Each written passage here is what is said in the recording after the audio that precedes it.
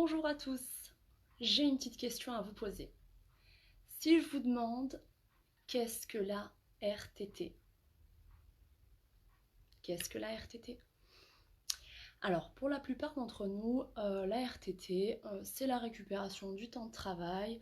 C'est donc le vendredi ou le mercredi, qu'importe le jour. Donc le fameux vendredi, un vendredi sur deux où on ne va pas travailler. Ça, c'est pour la plupart d'entre nous. Sauf qu'aujourd'hui, je ne suis pas là pour vous parler de cette RTT-là, mais d'une autre RTT. Donc aujourd'hui, le but de mon intervention, ainsi que les 2 autres vendredis qui vont suivre, ça va être de vous parler de cette discipline qu'est la RTT. Mais avant ça, je voudrais déjà remercier la créatrice de la page Allo Covid-19, donc Alexandra Le Cerf, qui est consultante experte en addictologie et qui me fait l'honneur de m'inviter pour ce live, qui est, pour tout vous dire, le premier de toute ma vie. Donc je suis ravie d'être là. Et remercier aussi Caroline, qui intervient parfois en live sur cette page, qui est mon amie et qui m'a permis donc de connaître Alexandra, de connaître le principe de la page. Et c'est donc grâce à ces personnes que je suis là aujourd'hui. Donc, je vous explique en gros comment ça va fonctionner. Je vais vous présenter donc ce que j'ai à vous présenter, le contenu. Et à la fin de mon intervention, je réserverai un petit temps pour répondre aux questions. Donc j'ai déjà pu noter 4 questions sur la page. Et donc si vous en avez, si vous avez des retours, des remarques, des questions, des feedbacks, vous n'hésitez pas à écrire. Et je prendrai un temps à la fin de l'intervention pour vous lire et pour répondre aux questions qui ont déjà été posées tout à l'heure sur la page Allo Covid-19.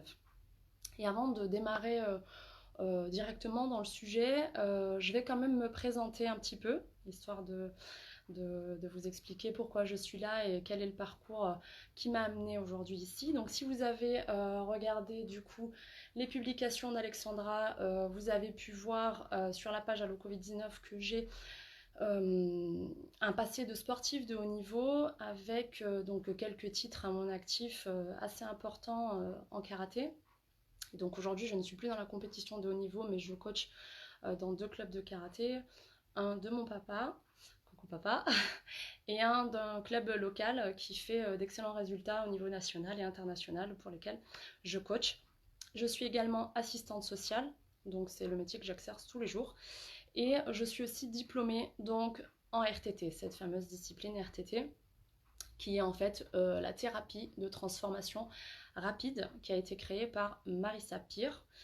Si vous vous intéressez à la thérapie et au développement personnel en général, vous pouvez connaître Marissa, qui est une hypnothérapeute britannique qui a remporté de multiples récompenses et qui a eu dans sa clientèle des personnes aussi prestigieuses que Lady Diana, qui a pu coacher des athlètes olympiques, qui a pu avoir en client des acteurs hollywoodiens, enfin une sommité de la discipline, donc de la thérapie. Et donc en fait pour démarrer donc aujourd'hui, je vais simplement vous raconter une petite histoire. Alors ça va pas durer très longtemps, mais ça va permettre de comprendre en fait pourquoi j'en suis arrivée à me diplômer dans cette discipline.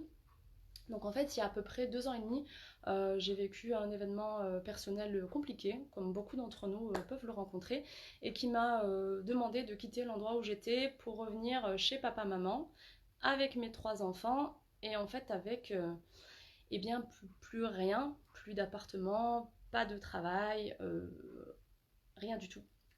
Donc je suis arrivée un peu démolie, si je peux m'exprimer ainsi, avec une perte de poids assez fulgurante. Et ça a éveillé l'inquiétude de pas mal de personnes de mon entourage. Et donc, étant sportive de haut niveau, étant ce qu'on appelle l'agnac, voilà, tout ce qu'on veut, je me suis relevée, pas de soucis, j'ai retrouvé un travail, un appartement, tout ce qu'il faut pour mes enfants. Sauf que j'étais pas bien. J'étais pas bien, j'étais mal dans ma peau, j'étais mal dans ma tête, j'étais vraiment pas bien, j'avais des insomnies, j'étais vraiment malheureuse. Et ça pouvait plus continuer comme ça. Ça pouvait vraiment plus continuer comme ça. Et un jour, j'ai pris mes 3 enfants et je me suis assise avec eux et je les ai regardés droit dans les yeux et je leur ai dit mes bébés, je vous promets qu'à partir d'aujourd'hui, je vais faire le nécessaire pour que vous ayez une bonne maman, une maman contente, une maman heureuse. Et ça a été le déclic pour que je commence en fait à rechercher comment faire pour aller bien. Comment faire pour aller mieux au-delà du matériel et de l'emploi. Comment faire pour être bien ici et comment faire pour être bien ici. Parce qu'à l'extérieur, les apparences, c'était ok, je m'étais relevée, mais à l'intérieur, c'était toujours démoli. Et durant ce voyage personnel intérieur où j'ai recherché comment faire pour aller mieux, j'ai pu faire plusieurs formations qui m'ont aidée jusqu'à ce que je tombe sur une vidéo de Marie Sapir. Et cette vidéo, ça a été vraiment l'élément déclencheur, deuxième élément déclencheur de me dire ok, il y a quelque chose à explorer, il y a quelque chose à voir, parce que cette thérapie indiquait une réelle transformation possible, un réel mieux-être.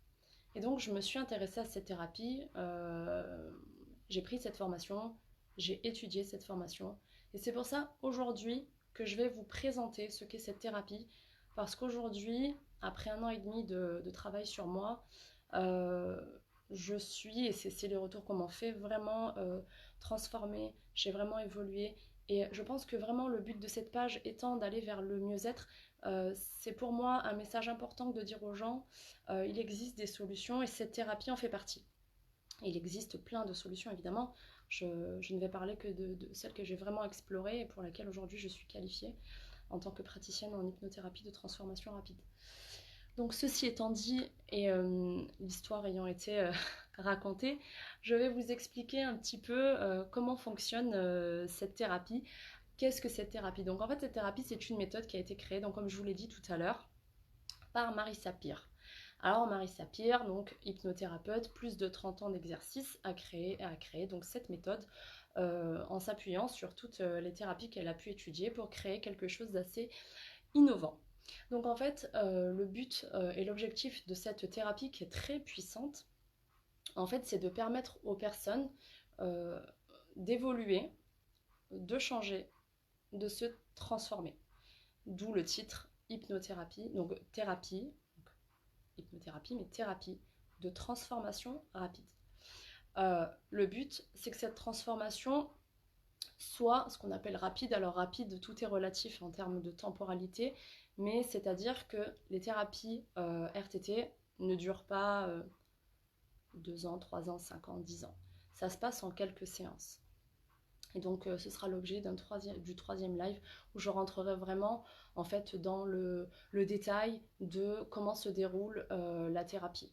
Voilà, donc là aujourd'hui je ne vais pas rentrer dans le détail de comment ça se déroule, simplement vous donner les grandes idées pour qu'on puisse comprendre comment ça se passe.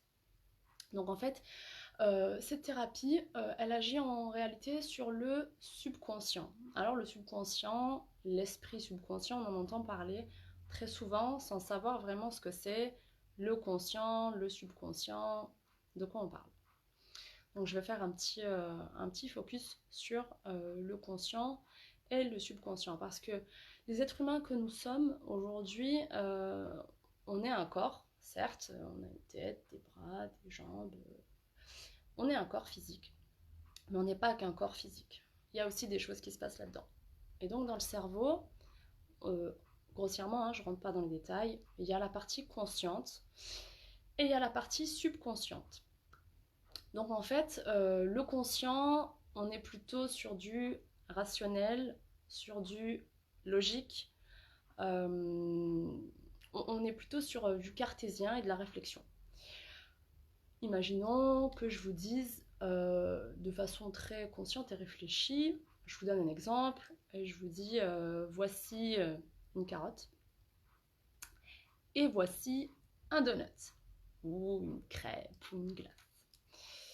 Et que je vous demande quel est l'aliment le plus sain. Alors pour normalement 101% des personnes, l'aliment le plus sain va être la carotte, évidemment. Ça c'est le conscient. Et donc ce qui est sain pour le corps est meilleur pour nous. On en convient tout à fait. Maintenant je pose la même question et je vais dire Tu veux une carotte ou tu veux une crêpe? Et ben là, je suis pas sûre que j'ai 101% des personnes qui me disent ah non, non, non, moi je veux la carotte, c'est tellement mieux pour moi. Là, on va être plutôt dans l'émotion, on va être plutôt dans la partie, le choix va être fait plutôt de façon inconsciente, c'est-à-dire qu'on va aller vers le plaisir, et ça siège pas dans le conscient, ça siège dans le subconscient. Donc le conscient va être le rationnel, et d'un autre côté, on va avoir le subconscient, et c'est là où on a le siège des émotions, là où on a tous les programmes internes. Depuis qu'on est né, depuis même qu'on est dans le ventre de la maman, jusqu'à aujourd'hui, on, on apprend des choses. Et les programmes qu'on apprend et les fonctionnements qu'on a, les attitudes qu'on adopte, ont souvent une origine inconsciente. C'est souvent, tout ça, ça se passe dans l'inconscient. Alors inconscient et subconscient, c'est pareil. Donc vous m'entendrez dire les mots un à la place de l'autre, pas de souci, je parle de la même chose. Donc on va être plutôt dans le siège des émotions. Imaginons, je vous donne un second exemple. Je sais que je ne dois pas m'énerver pour une petite chose, une petite broutille, quelque chose. Je le sais, je suis calme. Et lorsque la chose arrive, j'arrive pas à me contrôler et je vais m'agacer ou je vais faire quelque chose. Et là, on entend souvent les gens nous dire c'est plus fort que moi. Je le sais, hein, qu'il faut pas, mais je peux pas m'en empêcher. Et ça marche, c'est un programme qui marche dans tous les domaines. Hein. C'est comme pour la carotte et le donut. Je sais qu'il ne faut pas que je mange, si je fais un régime alimentaire et que je ne veux pas prendre de poids, que je veux faire attention à mon cholestérol ou au sucre, je sais pertinemment que la carotte est meilleure que la crêpe. Mais je vais aller vers le deuxième, pour la plupart d'entre nous. De la même façon, quand je dis qu'on a tous les programmes automatiques, aujourd'hui, je n'ai pas besoin de réfléchir, et vous non plus, pour faire votre lacet, parce que c'est fait de façon automatique. Et donc, on l'a appris, on l'a intégré, c'est un programme. En fait, si je peux imager ça, excusez-moi, c'est un peu comme un ordinateur. On va avoir le programme qui va se dérouler, mais pour que le programme ou l'application se déroule, il y a le programme qui a été fait en amont. Donc, toute la programmation en arrière-plan. Et en fait, si dans cette programmation en arrière-plan, on a une coquille, on a un bug, le programme ne va pas s'exécuter correctement. Et en fait, c'est là où je veux en venir avec mon histoire de conscient et de subconscient. Lorsqu'on a certains comportements, certaines émotions, certaines sensations qu'on ne veut pas, un mal-être ou quelque chose qui ne va pas, ça trouve souvent son origine dans le subconscient.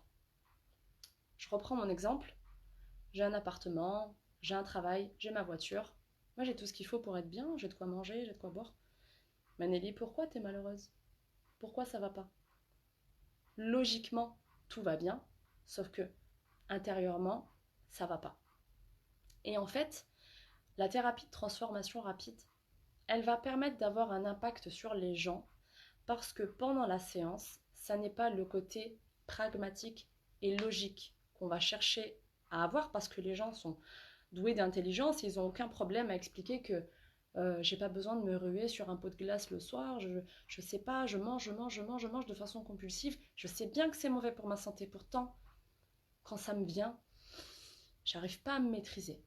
En fait, cette thérapie, elle va aller comme beaucoup d'autres, hein, où on parle de subconscient, mais cette thérapie, elle va aller chercher la cause, la racine, vraiment la racine profonde et l'origine de ce comportement, de ce mal-être, de cette façon de penser qui crée cette problématique aujourd'hui.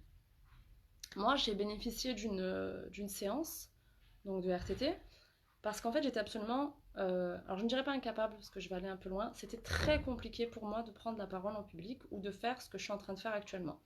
Je ne l'ai jamais fait pour la simple et bonne raison que c'est la peur numéro un, on le sait, lorsque les études sont faites, la peur de parler en public, c'est la peur numéro un.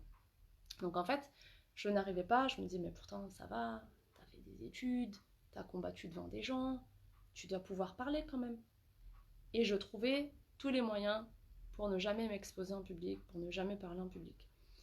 Et Donc c'est en ça que je remercie Alex, du coup de m'avoir permis moi-même de voir que maintenant j'en suis capable. Mais ça, je n'y arrivais pas avant la thérapie. Donc cette thérapie de transformation rapide, elle va agir sur le subconscient afin d'aller trouver les causes, l'origine de ce mal-être. Et en travaillant sur ça, en travaillant sur ces programmes qui sont enregistrés, sur tous ces programmes que l'on a en nous, à ce moment-là, on peut avoir un impact plus efficace dans la vie de la personne parce que la personne sait, la personne comprend d'où vient l'origine de son problème. Ce qui se passe, c'est que l'inconscient, le subconscient comme vous voulez, régit 95% selon les dernières études de neurosciences, 95% de notre fonctionnement. C'est-à-dire que nous, êtres vivants, doués de raison et de conscience, nous vivons avec, donc dans 95% du temps, dans un programme automatisé, enregistré et acquis depuis notre enfance. Des fois, ce programme, il n'est plus à jour. Prenons l'exemple d'une personne, je ne sais pas, qui a la phobie des fourmis. Peut-être que dans son enfance, cette personne a eu très peur d'une colonie de fourmis rouges, et qu'elle avait entendu des adultes expliquer que les fourmis rouges étaient dangereuses. Et donc, en grandissant, cette personne est incapable de s'approcher de fourmis. Alors, l'origine, elle est inconsciente. Et des fois, les personnes ne se rappellent même pas de pourquoi. Et c'est durant la séance qu'on arrive à remonter jusqu'à l'origine de ces peurs qui sont parfois, du coup, irrationnelles aujourd'hui. Moi, j'ai une sœur qui a peur des bananes. Désolée, je t'affiche un peu. Ok, alors qu'est-ce qui s'est passé avec les bananes, quoi? Je sais pas, on n'a pas été explorer ça. Mais c'est pour vous dire que, et c'est sûrement pas pour me moquer, hein, c'est pour vous dire que on vit notre vie, 95%, 90% de notre vie avec des programmes automatiques, des choses qu'on a appris dans notre enfance, et des fois c'est plus à jour. C'est plus à jour. Et donc le but, lorsqu'on veut aller mieux, lorsqu'on a réellement envie d'aller mieux, c'est d'aller trouver la cause de notre mal-être. Et ensuite, pouvoir, grâce à la thérapie, grâce à tout le processus, qui dure un certain temps, mais qui est quand même relativement efficient, pouvoir acquérir des nouveaux comportements, un nouveau programme, et avoir la qualité de vie que l'on souhaite avoir, faire des choix consciemment, certes, mais pouvoir reprogrammer son subconscient pour qu'il ne vienne pas en contradiction avec ce qu'on souhaite. Parce que le cerveau, il a besoin d'ordre clair, et que si on veut quelque chose de façon consciente, mais qu'en arrière-plan, on a les programmes qui vont pas avec ce qu'on veut aujourd'hui, on va avoir un bug, on va avoir un code erreur. Et à ce moment-là, on va se sentir bloqué, on va vouloir faire certaines choses et on va être dans le « j'ai envie, mais j'y arrive pas. Je sais pas pourquoi. C'est plus fort que moi. » Et toutes ces choses-là, en fait, elles peuvent être réglées par cette thérapie, que ce soit les phobies, que ce soit l'image de soi, que ce soit dans le domaine, dans divers domaines en fait. Ça peut. Alors je vois qu'il y a des questions, du coup je vais répondre après. Ça peut fonctionner en fait dans tous les domaines de la vie.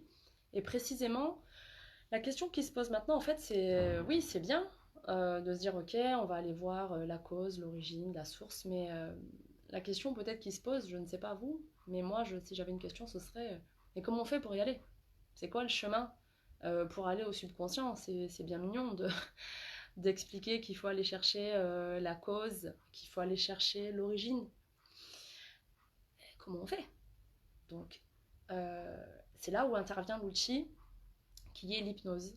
Et donc, c'est à travers l'hypnose que l'on a la capacité, thérapeute, praticien, donc la capacité de permettre aux gens, en fait, c'est pas nous, hein, c'est les personnes qui ont envie qui ont envie de prendre en main une problématique, de permettre à ces personnes de les guider pour qu'elles puissent justement retrouver les scènes de leur vie où cette problématique est apparue. Et ensuite, quand on a mis la personne en hypnose, quand on a pu, dans la deuxième phase, aller au niveau subconscient et récupérer les scènes, on peut travailler sur ça. Donc on met les personnes en hypnose, et en fait l'hypnose, si je peux la définir en ce qui concerne donc la thérapie que je prends, la RTT, c'est tout simplement, c'est vraiment très simple, hein, on va pas aller chercher des mots de savant, hein. C'est en fait une extrême relaxation qui va permettre au système nerveux d'être au repos, d'être plus endormi, pour que le subconscient, qui contient tous les programmes, puisse s'exprimer, puisse... Donc du coup, on peut aller dans la bibliothèque interne en fait de notre cerveau, récupérer les scènes qui ont été à l'origine de cette problématique, tout simplement. Donc tout ce processus hypnotique, donc cette hypnose, va permettre de mettre la personne en état de relaxation extrême. En fait, vous pouvez le voir, on est très souvent en hypnose en fait. On est en hypnose par exemple lorsqu'on va s'endormir. Lorsque l'on va s'endormir, ou lorsque, je ne sais pas si vous avez des enfants, vous voyez les enfants qui sont, alors excusez-moi de vous moquer pas de moi, mais qui sont un peu... voilà, vous voyez la tête? C'est à peu près ça. Donc vraiment, le système nerveux s'endort, les muscles se relâchent, et c'est là où le subconscient peut fonctionner. Il faut savoir que le cerveau, donc l'esprit conscient, retient, capte, je crois que c'est 7 mots, 7 mots, alors que le subconscient, dans la seconde, donc 7 mots secondes, le subconscient c'est 4 milliards. Du coup, vraiment on a une bibliothèque très riche. Et le fait d'endormir ce système nerveux, de le mettre au repos, ça permet de pouvoir accéder plus facilement au subconscient. On est aussi ce qu'on peut appeler un état d'hypnose quand par exemple on regarde un programme télé et qu'on ne percute plus ce qui se passe à côté de nous, on nous parle mais on n'entend pas. On est aussi dans cet état-là lorsque, imaginons par exemple, vous êtes en voiture, voilà, tranquille, vous êtes en train de discuter avec la personne qui se situe à côté de vous. Et vous arrivez à l'endroit où vous devez aller, et là vous vous dites, mais déjà, mais j'ai même pas percuté par où je suis passée. C'est automatique. À ce moment-là, le pilote automatique a pris le relais parce qu'il connaît la route. Et l'esprit conscient n'était plus du tout concentré en fait sur je dois prendre à gauche, et puis là au stop, ensuite c'est la deuxième à droite. Non, ça on ne faisait pas attention. On peut faire attention à la route évidemment, mais se dire mais j'ai déjà fait le trajet, je me souviens pas avoir pris telle rue, telle rue, telle rue, je suis déjà arrivée. Là je vois qu'on a encore des questions, c'est bien, donc ça fera 6 questions.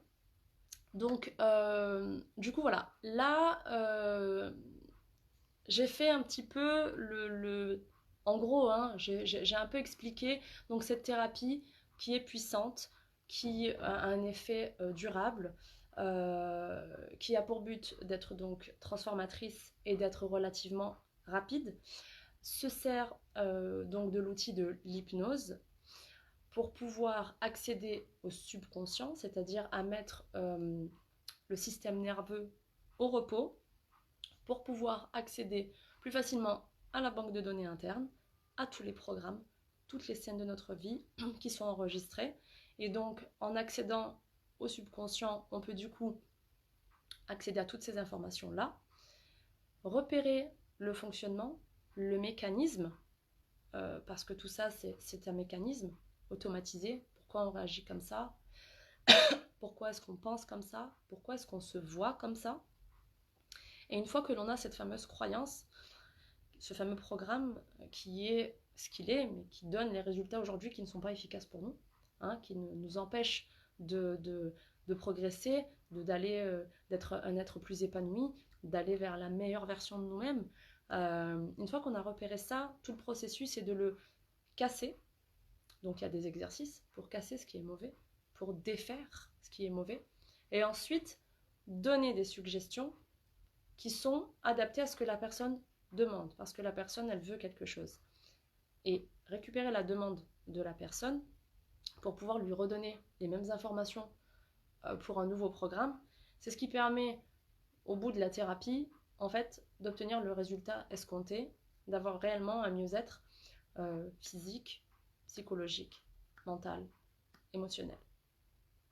C'est un petit peu en dégrossi, en très très très global. Quelle est l'utilité de la thérapie de transformation rapide dans la vie des personnes qui font appel à un thérapeute, un praticien pour guérir de leurs problématiques. Alors, ça marche dans tous les domaines de la vie, ça marche aussi bien pour des problématiques physiques, médicales, concomitamment et en partenariat avec le corps médical, les spécialistes qui interviennent avec les personnes. Ça peut fonctionner dans le domaine du sport, pour augmenter les performances via certains exercices qui peuvent aussi être très utiles. Donc ça peut fonctionner en fait dans tous les domaines de la vie. Ça peut fonctionner du coup, je vais répondre à une question qui colle avec ce que je suis en train de dire. Donc qui dit, alors excusez-moi, hop, est-ce que la thérapie passe avec les enfants? Alors, ça se passe très très bien avec les enfants. C'est une méthode qui fonctionne à tout âge. Évidemment qu'avec des enfants, la séance ne va pas durer 2 heures, 2h30. En fonction de l'âge de l'enfant, on ne va pas utiliser, imaginons, les outils pour retourner dans les causes du passé. Par exemple, pour un enfant qui est petit, qui a 5-6 ans, qui fait encore pipi au lit ou qui se ronge les ongles, ce type de problématique, on peut faire des séances qui sont beaucoup plus courtes, qui durent 25 minutes, dans lesquelles il n'y a pas de retour en arrière, parce qu'en fait, leur mémoire est tellement vive, ils sont sur l'instant qu'il n'y a pas besoin de retourner en arrière, hein, il n'y a pas du tout utilité à ce moment-là. Et on peut tout à fait les mettre en hypnose via une petite poupée, une marionnette. Alors là, du coup, je ne l'ai pas prise, j'aurais peut-être dû la prendre, où on montre en fait ce que c'est que le phénomène de se mettre en hypnose avec les yeux, comment on fait, puis on endort. Moi je le fais avec mes enfants, ça marche très bien. Et ensuite quand ils sont détendus, leur donner des suggestions et faire en sorte que la problématique soit réglée. Donc ça fonctionne très bien avec les enfants. Ça peut fonctionner aussi sur des problématiques médicales. Par exemple la vue. Moi je l'ai fait sur mon fils qui va avoir 10 ans. Donc à cet âge-là, à 10 ans, on peut faire des retours en arrière.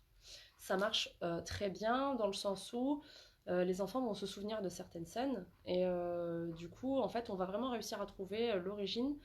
Ça ne veut pas dire que derrière, le problème médical est absolument résolu. Je ne suis pas en train de dire que je me substitue au corps médical, absolument pas. Simplement, il peut y avoir une aide pour comprendre d'où vient le problème, si ce problème-là vient effectivement de scènes du passé, et permettre une amélioration. Et ça peut être instantané. En tout cas, moi, pour le mien, c'est ce qui s'est passé. J'ai tout simplement fait un test avant et après la séance pour la vision. Et effectivement, après la séance, instantanément, il a été en capacité de lire à une certaine distance une écriture qu'il ne pouvait pas faire auparavant. Voilà. Ensuite, alors, est-ce que... Bon, du coup, je vais peut-être passer aux questions. Je fais un peu le tour de ce que je voulais dire. J'essaie d'être concise et de ne pas blablater pendant trop longtemps. Je vais peut-être passer aux questions, du coup, pour répondre et permettre un échange. Donc, est-ce que pour les addictions, ce genre de thérapie peut s'avérer efficace? Oui, oui, oui. Ça peut être très efficace et toujours évidemment en complémentarité avec un traitement médicamenteux, s'il y a un traitement médicamenteux, une prise en charge addicto, bah Alex, tu vois, je pourrais très bien travailler avec toi, euh, avec voilà, des praticiens spécialistes, l'hôpital. C'est en complémentarité et ça peut réellement en fait permettre de comprendre l'origine de la consommation. Parce que dans bien des cas, que ce soit le tabac ou l'alcool ou d'autres choses qui sont addictives, on trouve une origine en allant explorer le subconscient, on trouve une origine, on remonte à certaines scènes du passé et on trouve l'origine donc de la consommation, en tout cas du démarrage de cette consommation et on peut aider justement par rapport à ces croyances ou par rapport à ces scènes qui peuvent être traumatiques. On peut aider à réparer certaines choses, à accepter, parce que comprendre et accepter permet aussi de se libérer. Et une fois qu'on est libéré, à ce moment-là, travailler de façon beaucoup plus efficace avec les partenaires pour réellement arriver à un sevrage beaucoup plus rapide. Euh, Si on est en hypnose et on a sorti quelques souvenirs assez douloureux, on peut s'arrêter. Alors, ce que je crois comprendre de la question, c'est est-ce qu'on peut arrêter le processus lorsqu'on est en hypnose? Oui. C'est-à-dire que le fait d'être détendu et en hypnose n'empêche pas le processus de décision. C'est-à-dire que la personne est tout à fait maître de la séance qu'elle est en train de vivre. Si à un quelconque moment donné, la personne souhaite arrêter, c'est très simple, il suffit de le dire et ensuite on revient très rapidement à la pièce dans laquelle on est et ça s'arrête. Il n'y a aucune contrainte en fait, hein, il n'y a pas d'obligation, on n'est pas dans une fois que tu es en hypnose, pour 2h30, tu es coincé. Non, pas du tout. À n'importe quel moment du processus, si la personne souhaite s'arrêter, elle est libre et c'est son choix et il faut respecter son choix. Donc, est-ce que ça passe sur les enfants coléreux? Alors, est-ce que ça passe sur les enfants coléreux? Donc, si je comprends bien, je vais essayer de reformuler. Tu me dis si c'est ça ou pas. Donc, il y a un enfant qui fait ce que tu appelles des crises de colère, c'est ça? Et donc, tu te demandes si cette RTT thérapie peut aider les enfants à être plus calmes. Alors, bien sûr qu'on peut apporter un bénéfice à des enfants qui sont en souffrance parce que la colère est un signe de frustration et de souffrance très souvent chez les enfants. Les enfants ne naissent pas et n'ont pas envie d'être coléreux pour être coléreux. Mais ce que je conseillerais à ce moment-là, et en tout cas dans toute thérapie pour des personnes mineures, c'est déjà, bon, ce qui est sûr au départ, c'est d'avoir c'est les parents en fait qui amènent l'enfant. Donc de base, le parent est volontaire pour une amélioration chez son enfant. Mais c'est ensuite, une fois qu'on a exploré les choses avec l'enfant et qu'on se rend compte un peu de l'origine de cette frustration et de cette souffrance qui est exprimée via la colère, il y a d'autres enfants qui vont l'exprimer via du silence. C'est des enfants qui vont pas parler, qui vont être dans leur coin, qui vont pas s'exprimer du tout. Et il y a des enfants qui vont être très agités de façon inappropriée. Parce que les enfants sont agités, c'est assez approprié, les enfants sont pleins de vie.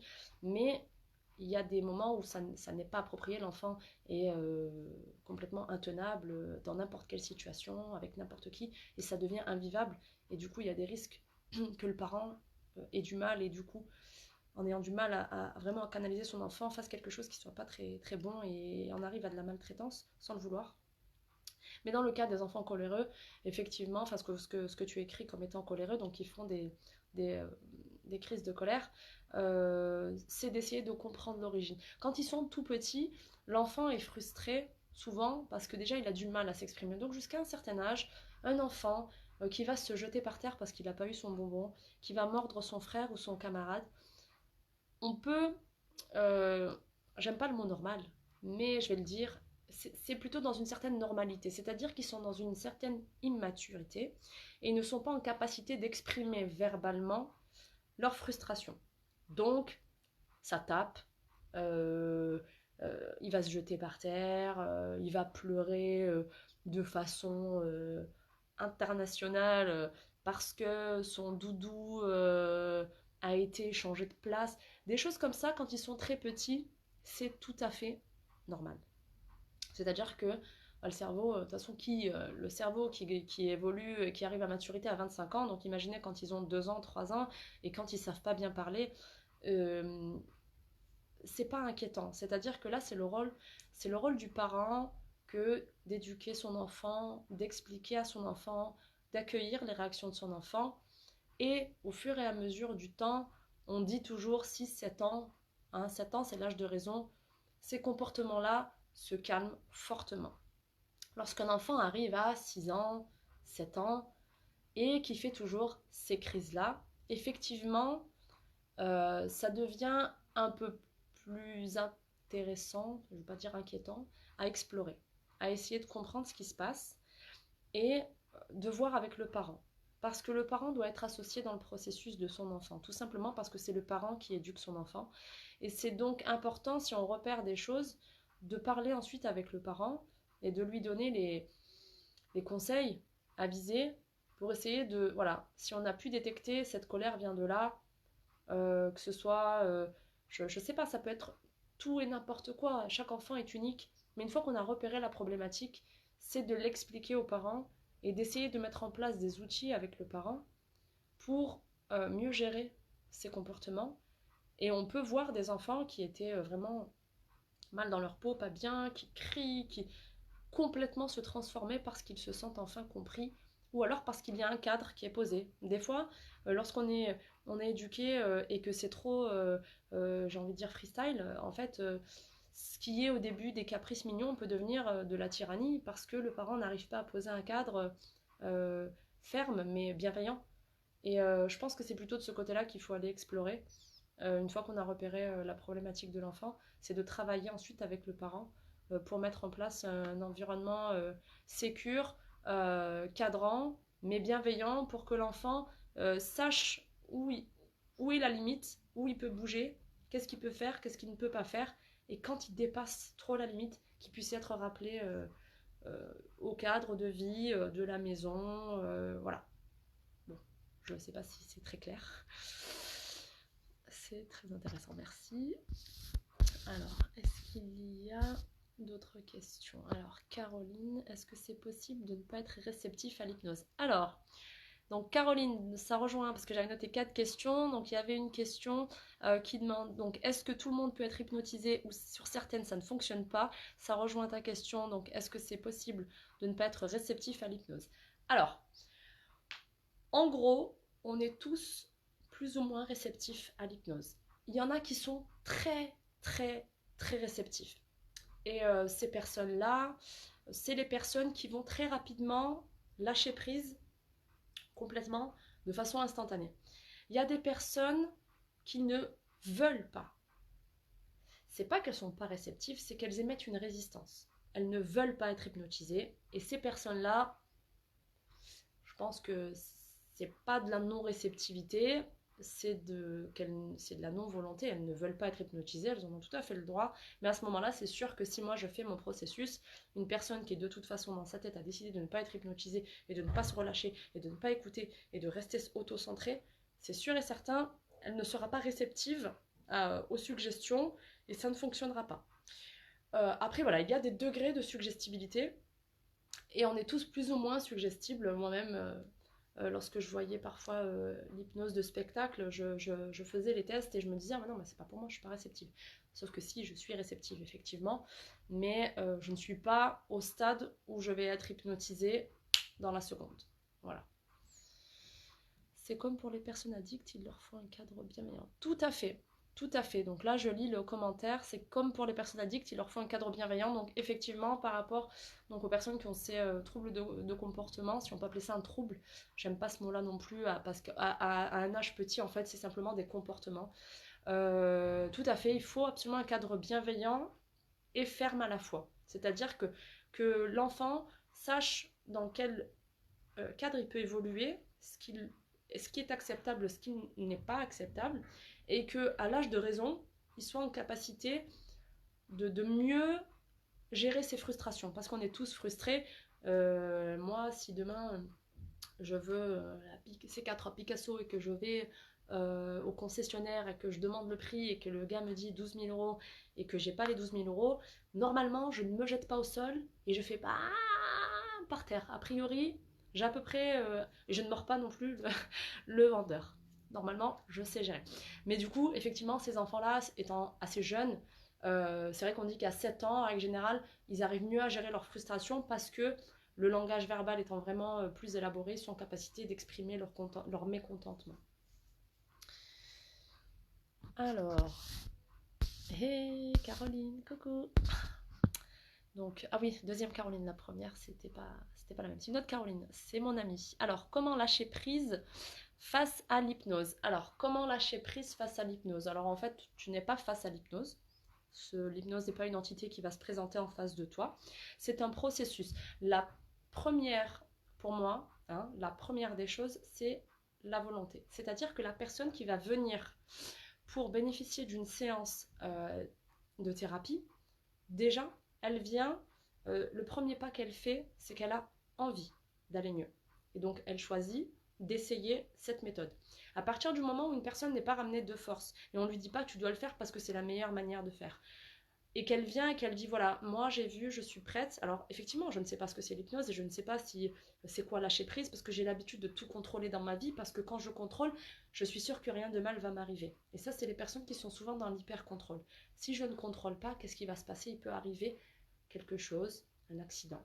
Et ça peut être travaillé pendant la séance. Qu'est-ce qui s'est passé le jour où la personne n'avait pas prêté attention? Qu'est-ce qui s'est passé? Donc les personnes qui sont comme ça dans le contrôle vont dire mais moi je veux pas lâcher prise parce que ça me fait peur. Donc quand il y a vraiment une personne qui souhaite mais qui se rend compte qu'elle a vraiment du mal avec le lâcher prise, eh bien on peut déjà faire un premier audio dans lequel on va faire tout le processus de mise en hypnose et on va donner toutes les suggestions et la personne va pouvoir écouter chez elle pendant 10 jours, 15 jours, le soir avant de dormir et qui va déjà la détendre, qui va lui permettre d'être familière avec les mots qui sont utilisés, avec le processus. Elle est toute seule, elle ne court pas de danger, elle est dans son lit, elle écoute. Ensuite, lorsqu'on revoit la personne la fois d'après, si vraiment elle a peur de lâcher prise, on peut lui montrer ce qu'on appelle l'auto-hypnose. C'est-à-dire que Caro, je peux te montrer voilà comment je me mets en hypnose. Donc je te montre les étapes, je le fais et je me réveille. Et je te demande de le faire. Et on le fait une fois, 2 fois, 3 fois, 4 fois, 5 fois. Quand tu as la certitude que ce processus est sécure, en règle générale, tu es plus enclin à lâcher prise et à accepter de faire vraiment le procédé durant la séance. Voilà. Donc je vais passer, alors avant Caroline Diméo, je vais passer à une autre question. Donc du coup, l'hypnothérapeute a-t-il un pouvoir sur nos pensées? Peut-il influencer nos actes? Alors ce que je comprends de cette question, ce que je peux comprendre de cette question, en fait, ce serait, en gros, est-ce qu'on peut être manipulé? C'est-à-dire que l'hypnothérapeute a-t-il un pouvoir sur nos pensées? Ça veut dire qu'à un moment donné, on peut être le pantin de l'hypnothérapeute qui va avoir du pouvoir sur nos pensées. Alors si c'est le cas, pas du tout. Peut-il influencer nos actes? Pas du tout. En fait, l'hypnothérapeute va avoir le pouvoir que vous lui donnez. C'est-à-dire que donc c'est Yasmine qui a posé cette question. Si Yasmine, tu viens à une séance et tu dis voilà, je me sens, j'ai pas confiance en moi, j'aimerais bien me sentir plus sûre de moi. On va voir ensemble et je vais voir vraiment ce dont tu as besoin. Et durant la séance, on va aller chercher l'origine et la cause dans les scènes de ta vie, l'origine et la cause de ce manque de confiance en toi. Et on va casser ce schéma de pensée qui est mauvais, hein, qui fait que tu n'as pas confiance en toi alors que tu en as envie consciemment mais que tu n'y arrives pas.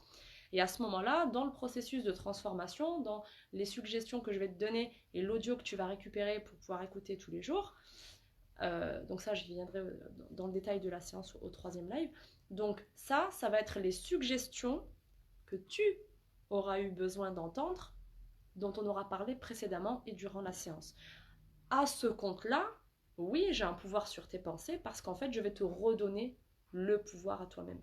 Je vais te rendre le pouvoir que tu avais en étant venu sur Terre. On est nés tous avec une confiance en nous. Tous les bébés sont nés en ayant confiance en eux. Il n'y a aucun bébé qui, lorsqu'il est né, s'est dit « Je vais pas pleurer à 2h du matin, je suis pas sûre de mon coup parce que peut-être que ma mère ou mon père, il va pas vouloir. » Non, non, non, non, confiance. Le bébé, il pleure.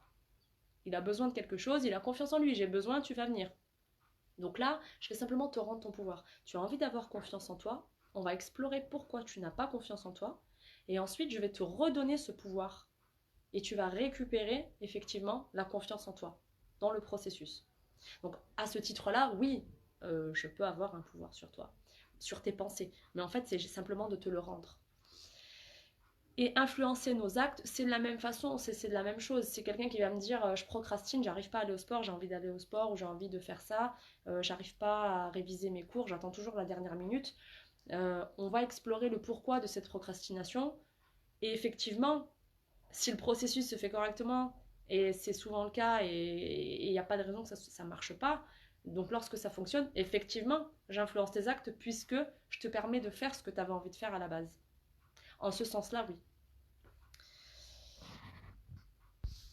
Alors, Caroline, est-ce qu'on peut guérir toutes les addictions avec l'hypnose?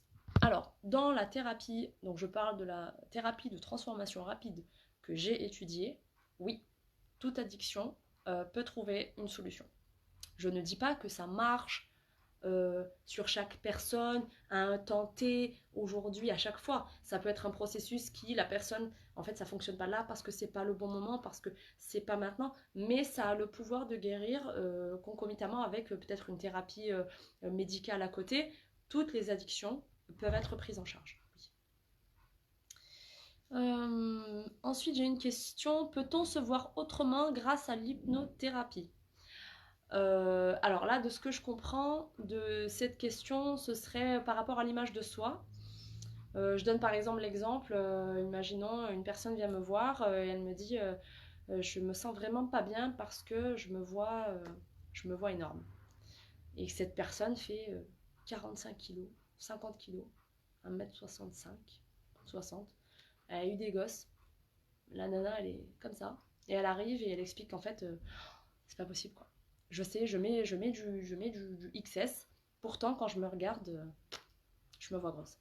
Donc là, clairement, effectivement, le conscient, hein, on voit bien que sur le papier, c'est 45 kilos, que c'est du XS taille 34, 32 ou 36.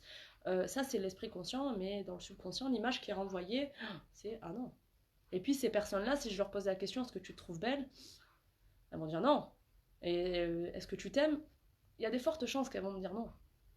Donc du coup, évidemment, de la même façon, toutes les problématiques dont je suis en train de parler depuis tout à l'heure, ça a une cause dans le subconscient et oui, on peut agir là-dessus, on peut aller voir le schéma de pensée, la croyance qui est erronée et ensuite redonner du sens aux scènes qui ont été traumatiques pour ensuite permettre donc aux gens de récupérer leur estime de soi, l'image d'elles-mêmes et se voir réellement comme elles sont.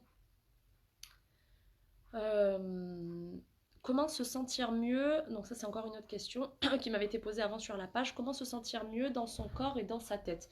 Alors là ça rejoint un petit peu donc ce que je suis en train d'expliquer de ce que je suis en train d'expliquer parce qu'en fait ce qu'il faut savoir c'est qu'au niveau donc de notre façon de penser, chaque pensée crée une réaction physique en fait. Elle crée une réaction physique parce que tout simplement chaque pensée crée une réaction chimique dans la tête.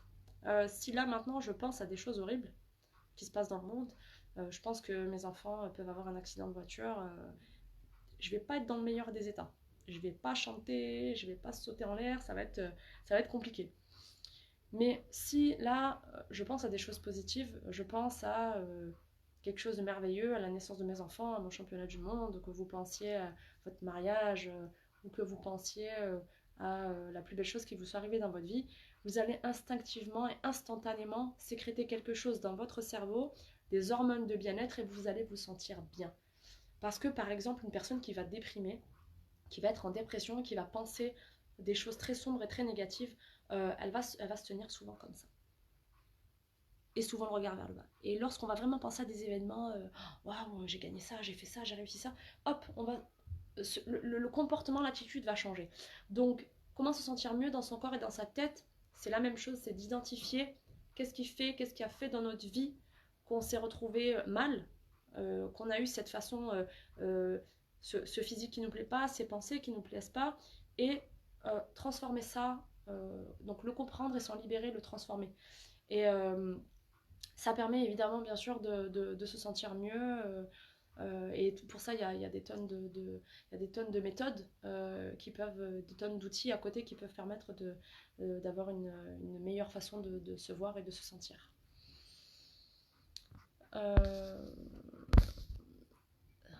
Cela peut faire peur. Oui, Caroline, alors cela peut faire peur d'abandonner totalement. Ben oui, il y a beaucoup de personnes qui ont peur, mais derrière cette peur, il y a quelque chose. En fait, ce qu'il faut se poser la question, c'est t'as peur de quoi? C'est quoi qui te fait peur si tu lâches? Et en fait, c'est ça qu'il faut aller explorer. Parce qu'il y a aussi d'autres personnes qui vont pas avoir peur, et donc certaines qui vont avoir peur, et donc c'est intéressant de savoir qu'est-ce qui fait peur pour travailler dessus. Et ensuite, une fois qu'on a identifié la cause, évidemment, c'est beaucoup plus simple pour enclencher le processus.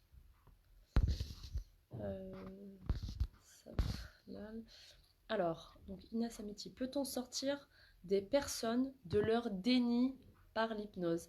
Alors, il va falloir être un peu plus précise. Déni de quoi? Parce qu'à partir du moment où la personne vient me voir pour un problème, a priori, elle est consciente qu'il y a un problème. Alors, elle ne sait pas la cause, le pourquoi du comment et comment s'en sortir. Mais une personne qui vient me voir pour m'expliquer qu'elle a un problème, en règle générale, elle n'a pas un déni du problème. Sauf si j'ai mal compris la question. Ce sont les profils dits insécures évitants. Yes. Merci Alex. Donc, évidemment, les personnes qui ne sont pas en sécurité vont avoir peur de lâcher. C'est pour ça que je parlais tout à l'heure justement de laisser un audio pour que les personnes puissent expérimenter ce que c'est, de faire le processus d'auto-hypnose pour que les personnes peuvent voir en fait qu'elles sont dans un cadre sécurisant. On lâche jamais totalement prise. Je ne sais pas si c'est une question ou si c'est une affirmation. Il y a des personnes qui peuvent lâcher totalement prise. Par exemple, les personnes réceptives, qui sont très très très réceptives, vont avoir une certaine facilité à lâcher totalement. Et c'est pour ça qu'en fait, elles vont être aussi rapidement dans le processus hypnotique. Parce que justement, elles vont très rapidement lâcher prise et de façon instantanée. Voilà, je regarde un peu sur ma feuille les questions que j'avais notées. Je crois que j'ai répondu à toutes les questions. D'autres non, oui, oui, oui. Il y a des personnes qui sont sécures, d'autres non. Alors, je vous lis. Donc, ça arrive qu'on vienne pour quelque chose et qu'au final, c'est une autre problématique qui ressort. Du coup, peut-être que c'est là le fameux déni. Je ne sais pas, j'appelle pas ça un déni en fait, c'est simplement que la personne, ce qu'on appelle le problème apparent et le problème réel, donc une personne va venir m'expliquer qu'elle a une telle problématique et en fait, lorsqu'on va explorer, ressort quelque chose de beaucoup plus profond.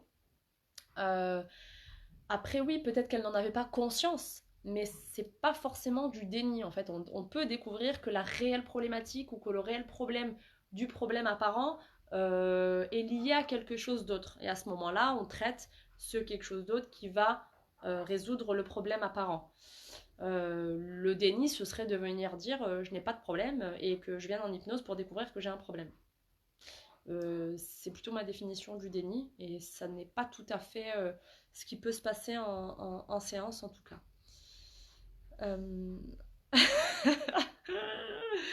Merci Alex. Alors Alex me dit c'est parfait comme si tu avais toujours fait ça. C'est très gentil de me faire ce retour. Bon, c'est une cause importante pour moi, c'est quelque chose qui m'a transformée. Donc c'est un message qui dépasse ma propre personne. Et effectivement, l'intérêt commun fait qu'on arrive parfois à se surpasser. Et bah, du coup, j'ai bénéficié de séances RTT par rapport à cette prise de parole. Et donc, ça fonctionne puisque j'arrive à parler de façon plutôt à l'aise. En même temps, je suis à l'aise avec vous parce que j'ai aussi des gens sympas avec moi. On peut garder le contrôle de ce qui ressort. Je ne comprends pas. Est-ce que tu peux me préciser ce que tu veux dire par là, de garder le contrôle de ce qui ressort? Ah, est-ce que ce serait dans les scènes, peut-être une scène de ton passé, garder le contrôle? Si tu peux préciser un petit peu pour que je puisse comprendre ce que tu veux dire exactement, s'il te plaît. De garder le contrôle de ce qui ressort. On peut garder... Bravo, c'est très captivant. Et merci. En tout cas, j'essaye. Je suis habitée par cette discipline. Je suis captivée. Et du coup, voilà, je suis très contente d'avoir l'opportunité de le partager avec les personnes qui regardent maintenant. Donc oui, tu me dis oui, on peut garder le contrôle de ce qui ressort. Alors, le but dans la thérapie, en fait, lorsque tu as une scène... Partons du principe que c'est une scène traumatique. Une scène très compliquée, que ce soit une scène de violence ou que ce soit une scène d'abus, parce que ça peut ressortir, des choses comme ça. Ce que tu vois... si tu veux, moi, ce que j'explique, c'est quand il y a quelque chose de traumatique, c'est de se l'imaginer comme dans un écran de télévision. C'est-à-dire que tu as réussi à surmonter et à vivre cette épreuve, tu peux surmonter le souvenir, sachant que tu ne le revis pas, tu le revois. Tu le revois pourquoi? Pour travailler sur la scène et pour casser, faire une rupture avec ce que cette scène, la croyance que tu en as tirée. Parce qu'en réalité, c'est pas... Je vais être trash. Imaginons, il y a une scène de viol. Le viol, il s'est passé il y a 20 ans. Le viol, il est fini. Mais la trace que ça a laissée, elle est pour toujours. Et donc, en fait, c'est ça, c'est de se dire, on le revoit, on ne le revit pas, pour justement couper avec ce sens et le changer et en faire une force. Et donc, en ça, tu gardes le contrôle parce que tu ne revis pas la chose, tu la revois. Après, tu me dis ne pas tout explorer du passé. Alors, ça, c'est ton subconscient qui décide. C'est-à-dire que c'est toi, lorsque moi, je vais t'expliquer qu'il faut qu'on retourne sur une scène du passé qui a tout à voir avec la cause, l'origine, la racine de ta problématique, et que je fais le décompte en arrière, et que tu es ramené vers le passé, je n'ai aucun contrôle sur ce que ta banque de données, ta mémoire, donc ton subconscient, va te projeter à l'écran.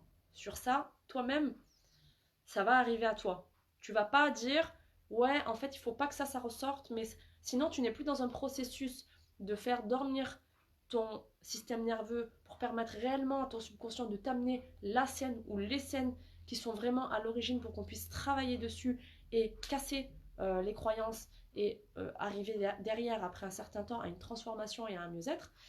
Ça, si tu es d'entrée dans une espèce de contrôle, tu verras que ça marche pas. C'est-à-dire que tu ne contrôles pas ce que ton subconscient va t'amener. Sauf si ce qui t'amène ne te convient pas et que tu décides d'arrêter le processus. À ce moment-là, tu as le contrôle de dire ok, ça ne me convient pas, je veux pas qu'on aille là-dedans, je veux me réveiller. C'est comme briser des chaînes. Exactement, Alex. Exactement. Mais c'est vraiment ça. C'est briser des chaînes.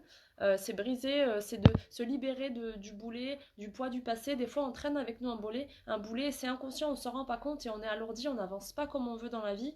Et le fait d'aller voir ça, le fait de le comprendre en hypnose, c'est vraiment libérateur. Et ça permet vraiment d'enclencher, voilà, de tourner la page et de se dire, ok, de toute façon, le processus ne fait pas oublier les souvenirs, pas du tout. Mais ça permet vraiment une guérison. Vraiment d'être raccord avec soi-même, avec son passé, et d'en tirer du coup une force, et de ne plus être dans... Parce que souvent ce qui se passe, c'est aussi on a un peu de culpabilité, ouais j'ai vécu ça ou j'ai fait ça, et on traîne comme ça notre boulet, c'est sûrement ma faute, et j'ai fait un truc. Et à un moment donné, stop. On laisse tout ça derrière, et on avance avec un nouveau programme, et c'est ce que la RTT nous permet de faire. Merci Abiba qui me dit bravo, très intéressant. Merci Abiba. Oui, et ça marche vraiment. Oui, ça marche vraiment. Je l'ai expérimenté moi-même avant de pouvoir en parler. Donc oui, ça marche vraiment. Ça marche, je l'ai expérimenté sur Ismaël. Ça marche vraiment. Et les personnes que j'ai eu la chance sur qui j'ai pu faire des séances, j'ai eu de très bons retours, effectivement, sur la puissance du processus. Une fois ce travail fait, tu oublies. Alors, donc je répète, c'est pas fait pour effacer la mémoire. Ça ne marche pas et dans toutes les thérapies, même la psychologie EMDR qui est là souvent qui intervient pour des personnes qui ont eu des traumatismes très graves dans leur vie, par exemple des gros abus ou des blessés de guerre ou des choses comme ça n'est pas fait pour supprimer en fait les images, c'est fait vraiment pour trouver une méthode pour vivre avec ce qu'on a vécu en tirant les bénéfices, c'est-à-dire que la chose, on l'a vécue il y a 20 ans, il y a 25 ans, il y a 5 ans, il y a 10 ans. Pourquoi garder le poids aujourd'hui?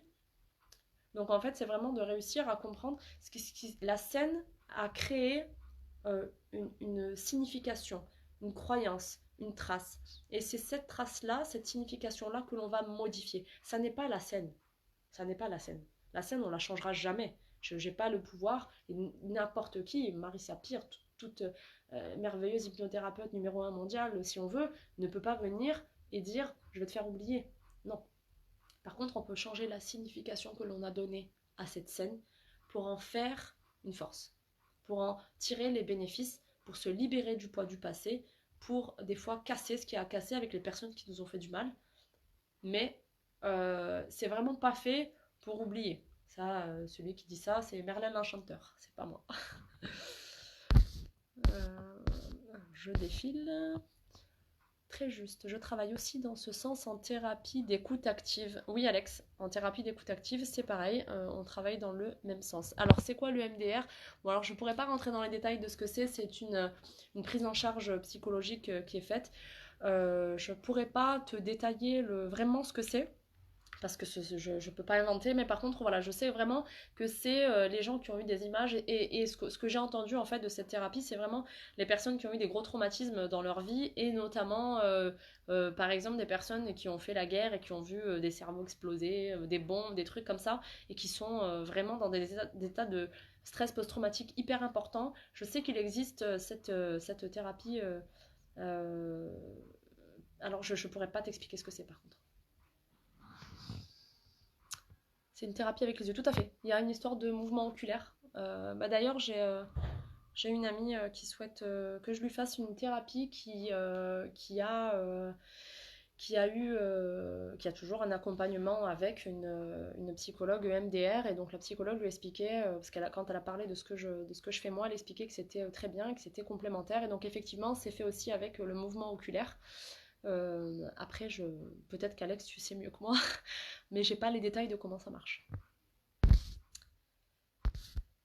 Voilà, je crois que j'ai répondu à tout le monde. Et il est 19h, je vais rendre l'antenne. Merci d'avoir été là, merci pour cette interaction et cet échange. C'est tellement plus sympa quand on peut du coup échanger. Et donc je vous donne rendez-vous vendredi prochain. Vendredi prochain, je vais vous parler des règles du subconscient. Je vais vous en donner quelques-unes pour faire un petit focus un peu plus sur vraiment comment ça se passe au niveau du subconscient. Donc je vous donnerai quelques règles du subconscient et comment ça fonctionne avec des exemples pour imager, pour imaginer, non, pour imager ce que je suis en train de dire et mes propos. Et ensuite, il y aura le troisième vendredi où cette fois, je vais vraiment faire le détail de ce qui se passe dans la séance RTT. Donc, vous aurez tout le processus du formulaire de départ à toutes les étapes par lesquelles on passe et vous saurez comment ça fonctionne une séance de RTT. Voilà, éblouissant, Jean Le Briquet. Merci, c'est très gentil. Je pense que je vais appuyer sur le petit bouton terminer et que je vais vous dire à vendredi prochain. Merci!